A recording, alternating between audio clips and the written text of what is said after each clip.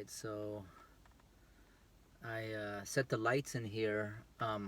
My LED light, my little rechargeable portable LED that I bought recently. I don't really know how to use it, like how to do the DMX, uh, the settings. I get kind of be a lighting person to.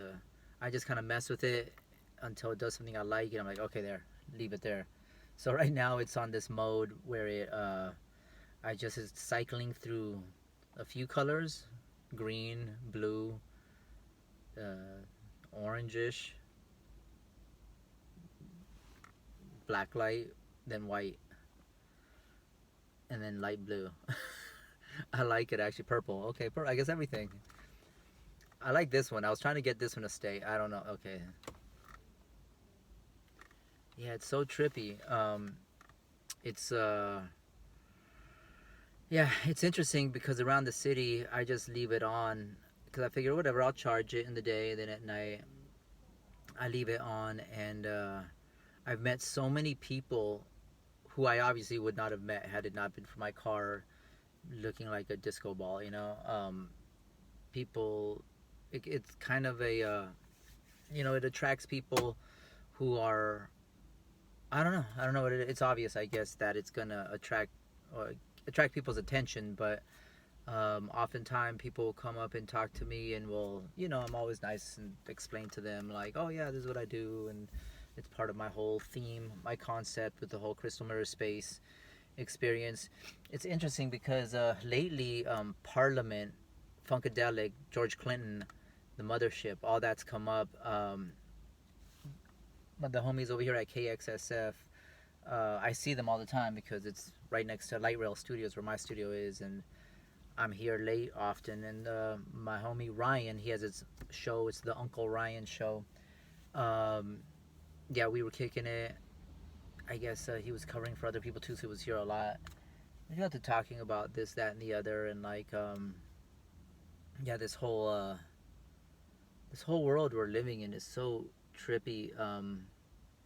I in fact, my the homie Dennis Walker, he he's a friend I've known for like a decade from San Diego, but I met him when he lived in SF, and now he's married, and him and his wife moved to Mexico to just to get away. I guess he described it as first world refugees. He's meeting a lot of first world refugees, and so he called me yesterday. He checks in with me occasionally. He's one of my big, supporters, friends,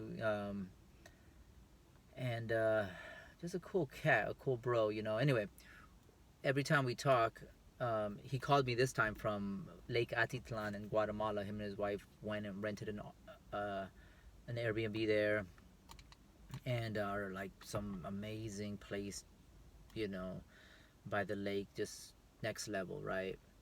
Um, and it's a trip because being in San Francisco, it's compared to, let's say, where he was at in Mexico or in Guatemala now, it's like it's basically, it feels like here we're really under some kind of psychic control, psychic takeover essentially. I mean, it's there's something interesting about this whole thing, and I kind of feel like I see it from the outside because I'm not really part of this whole like I'm not part of society in the normal typical way, So, I'm not part of corporate culture, part of tech culture, part of like, I do my own, and it's been 20 years now, 19 years as a full-time performer, uh, slash whatever I do now, combine it with art, my music, my performance, my whole thing that I do, right? Um, so I don't get the memo like the, oh, okay, now we're scared of this and now we're gonna do that. It's like I'm just playing my music and doing my art, and that's what people really appreciate, especially at a time like now when everyone's being denied social communing, music, art, theater, socializing. The fact that they just eliminated socializing from everyone's life, like, you no more socializing, going to concerts, going to a cafe and just kind of vibing out with humans. Like, I really feel like we're being put in a cage, like it's a psychic cage, but it's also, like a prison. Like people are on house arrest essentially. Like, okay, now you don't have to go to work, just work from your laptop at home or your computer or whatever. Like, to me, all that seems it seems like an obvious move to really get further into the matrix, so to speak.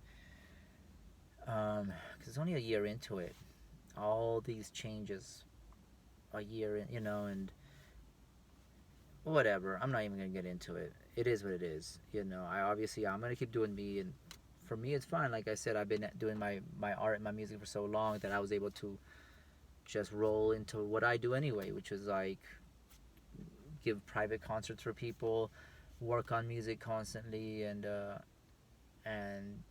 present my essence of all this crystal mirror space experience. Always, I'm always thinking of new places to, new ways to present it, and new places to like continue expanding it. It's kind of like I don't know, the way moss keeps growing out. Vegetation. This is like my crystal world, crystal crystallization. It just wants to keep spreading. Um, yeah, so I have clients. I finally got around to taking every date off of my calendar this month before they get booked, because I already have like basically every day I'd get a notice. I'd get that little bell and it'd say, "Oh, okay, someone else booked it." Okay, and it's great, but I have like 7 coming up the rest of the month, and early April too. I don't know. I just got so many bookings, right? That I can only think of the next 2. Now I think of them two at a time, because now I have one Friday and Saturday, 2 Airbnb experience clients who are gonna come. And Friday, it's actually 3 people. It's the first time I've had 3 clients in this space. Um, Usually it's just 2. It's even been 1 sometimes, but this time it's one group of 3, and it's this woman, and it's a surprise for her boyfriend, and I guess her friend is gonna be there as well. And what's interesting is, so she told me his favorite music and her favorite music, and his favorite music. There was like some pop artists like John Legend and like Bruno Mars, but then like some Chinese artists. So okay, so they're Chinese, and he likes some Cantonese. She mentioned right in her thing, like some Cantonese music in Cantonese, um, and so she told me some artists. I actually found, I have Apple Music, so I looked. Some of it was too pop. Like that's the one thing that's like, if it's just very poppy. So I mean, whatever. Point was, I managed to find some interesting, cool. I always figure out how to do something with it, but I love having Apple Music in that I can like go through the whole catalog of each artist. Anyway, so then she told me her favorite, which was like really cool music that I incredibly, and I've never seen this. One of her artists was Portishead. I was like, am I reading this right? Portishead, like, okay, yes, I'll do Portishead for you. But she also said like, she said a few others that I can't recall off the top of my head. I bought like 10 tracks for them.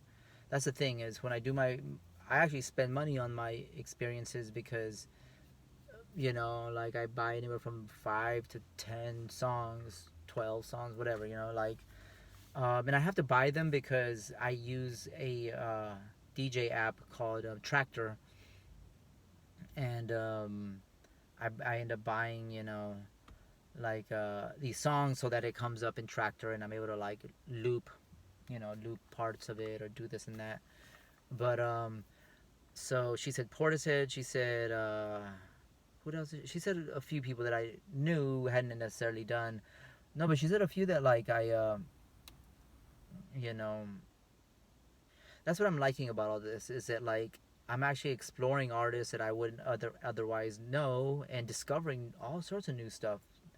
like especially for my clients on Saturday, it's this couple, this married couple who um this sweet, lady who I met because of my dog, ran into her house, and we got to talking, and I told her what I do, and eventually they booked it, but yeah, she told me several cool electronica producers, I guess. One, oh man, I can't remember the names because they were like totally random, new, whatever. But so yeah, oh yeah, but for the client Friday, so just for fun, I looked up all this like Chinese rap and trap, and I found this really cool playlist on YouTube. It's like Chinese trap, and it's like time stamped with all the different artists and all their names and everything, so you can like skip through. And that's where I found this one Chinese rapper called Lay, Lay, and then I heard him on that mix. It was just like, yeah, like mix different songs. But then I actually went to his video, and it was dope. It had like all these sick like dancers, like pop locking and like kind of like freestyle dancing and like kind of like turf dancing. Well, whatever their version of turf dancing. So there was Lay, and then I went then I found a bunch of really cool like it's like some of it's kind of English but mainly in Chinese. These guys called the Higher Brothers, and I think I had seen something about them like somewhere, like they were on the wake on one of these shows, one of these radio shows. Yeah, they were good. I bought some of their stuff, and so I'm really excited to put together this set for this couple and their friend. Um, it's gonna have like definitely Portishead because she likes Portishead, and that's like one of my go tos. But like James Blake, she liked, of course. There was James Blake. There was one trip hop kind of electronica outfit called something like the Kings of Leisure or some shit like that. Anyway, the point was it was dope. Like I said, I love that my gig that I created for myself involves exploring other people's favorite music and discovering new stuff or rediscovering or sometimes discovering stuff I had kind of like low key avoided because I was like, oh, that's just whatever. I don't like that artist, or I'm not into that kind of style. But then it's like, well, no, let me like give them a chance and like go through all their catalog. And oh, what do you know? They randomly, even if like 9 out of 10 songs, I was like, next. 1 out of 10, I'll be like, oh, what's this? Oh, this is actually kind of trippy. What? One of my clients, like her and the next one, like there's all this overlap. But anyway, the point is, like oh yeah, that's right. She said James Blake. So then like I typed it in Apple Music, and see all his catalog. And so I didn't realize, but he was on one of the songs for the Black Panther soundtrack, on the Black Panther soundtrack. And I think like Kendrick Lamar is on that track too. Anyway, the point was it was actually really dope. I mean, not surprisingly, right? But it was it's so interesting. I love it. I love that like it forces me to look in places I was not like really checking for, or like sometimes it's obscure stuff that I would have not even heard about. Sometimes it's stuff like I totally heard about, but I was no reason to kind of dip into. And yeah, I'm like surprised. Like it's great. I'm really enjoying it. It's like very challenging. It's very very challenging, but it's like it's always very rewarding. Like today, for instance, I was starting to get anxiety, a good, if there could be a good anxiety, I started to realize, I looked at my calendar, I was like, oh my god, I have all these clients coming up, and like, oh snap, like let me see what's going on. Like only one of them I was working on the set, and not even like it'd been a while because I've been so busy. But that couple, that the lady who the people that live in my neighborhood who you know the point is this though, is that like even with, or let's say this couple, that this the one on Friday, the Chinese couple, like I I was like, oh my god, I gotta get on this, and I always go into it kind of anxious and concerned, like worried, like oh my god, am I gonna be able to figure this out? What am I gonna do?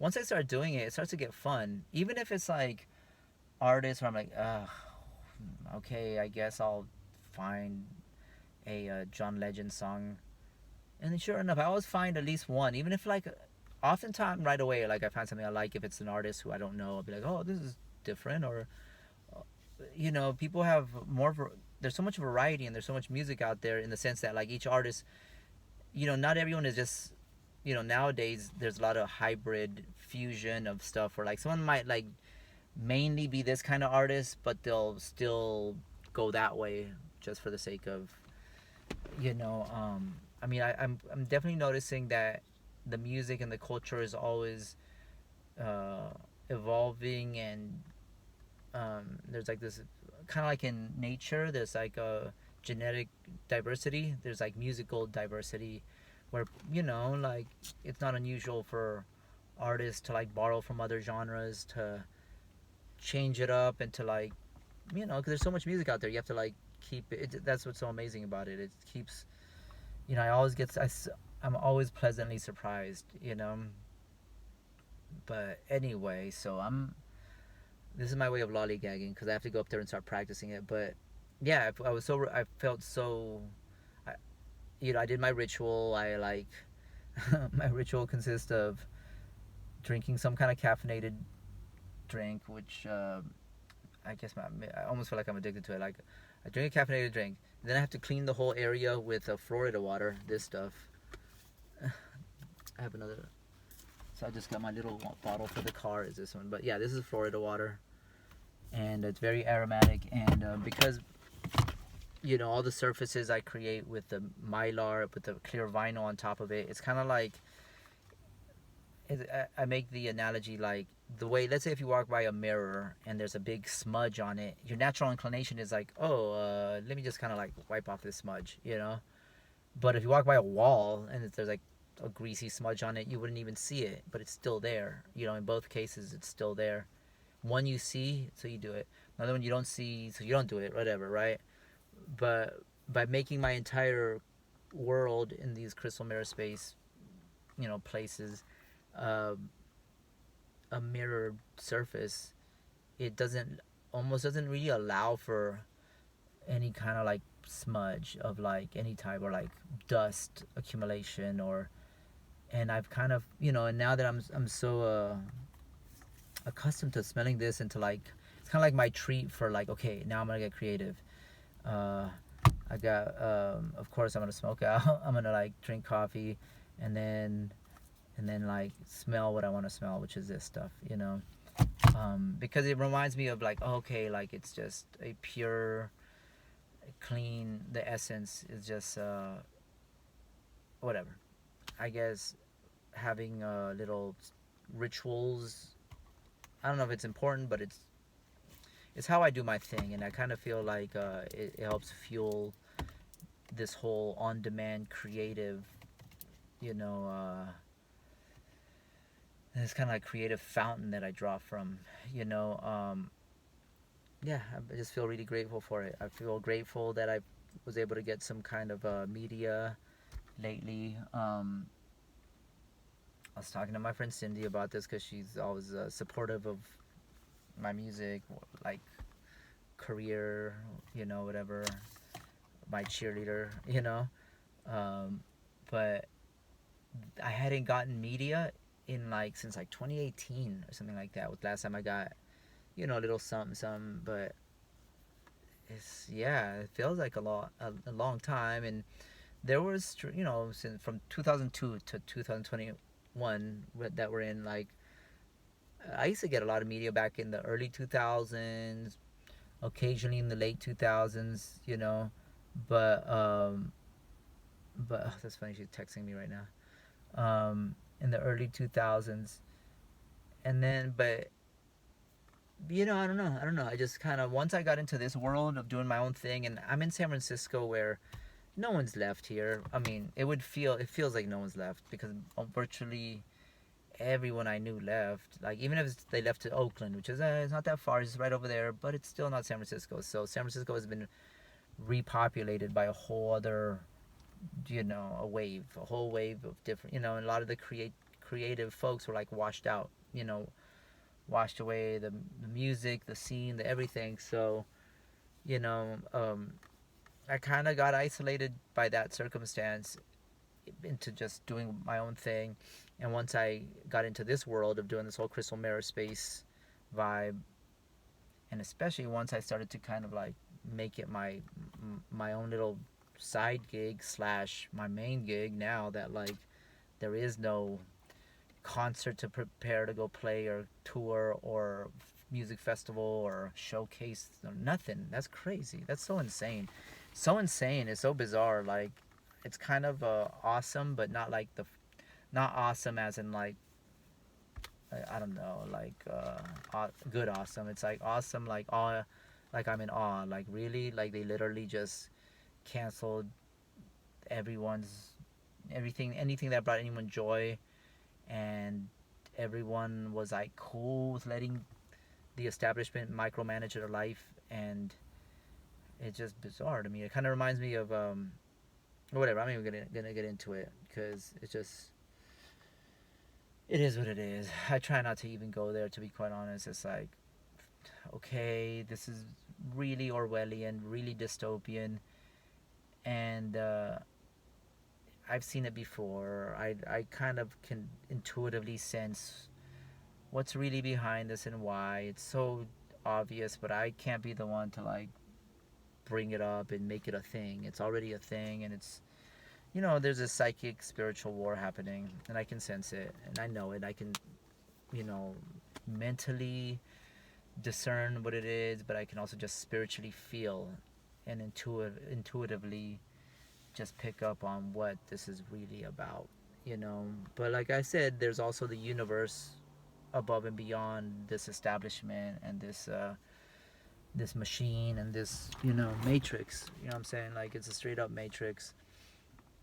um and yeah, that's what we're living in. But I'm gonna keep doing my music, my art, my vibe, and we're all only here temporarily anyway, so why not? Why live like, you know like,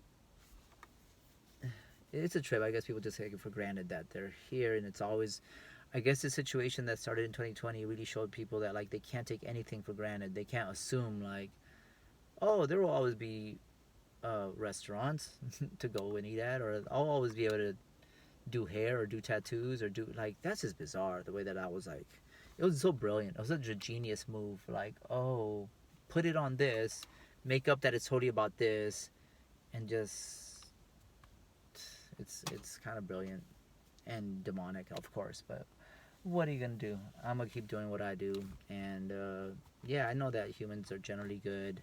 It's the machine. It's it's like the rat utopia experiment. I always go back to that, but that was the one that really opened my eyes to like, oh yeah, this is just, we are the human versions of the rats in the rat utopia experiment, and the mice in the mouse utopia experiment. Like, this is no wonder people lose it and go nuts, and this is a twisted thing. Yeah, look into it. Rat utopia experiment, 1950s through 70s, different versions of the same experiment. The mice's behavior once they were in this enclosed system, they like tore each other apart even though they had enough food and there was no kind of reason to, but just knowing that they were not in nature, and they were just brought out this crazy next level, uh just real brutal stuff, and that's kind of like what you see in society, because we're not in our natural state. This isn't natural. This is, obviously it's not natural, but there's something more to it. And that's what the rat utopia experiment kind of showed. And yeah, anyway, so I guess it's just about I don't know, being spiritually awake, spiritually aware, and not just, I just can't trust the system or the establishment the way it seems to be the thing. Like, oh, of course you have to trust. It was always back in the day. It was like, oh no, you didn't trust the establishment. You like instead of rage against the machine, now it's rage on behalf of the machine. You know, and rage is real now. Like now it's all about like. So anyway, so I avoid that. You know, like I try to keep it to just my creative, musical, artistic realm, and I love that. You know, but it is what it is. Okay, time to go practice. This was a long one, but I'm feeling these lights. This is like my therapy. Kicking it in here, smoking out, listening to music, and concentrating on my creative projects and taking in the world, you know. Yeah. So all right. So that's it for me. Good night. Peace.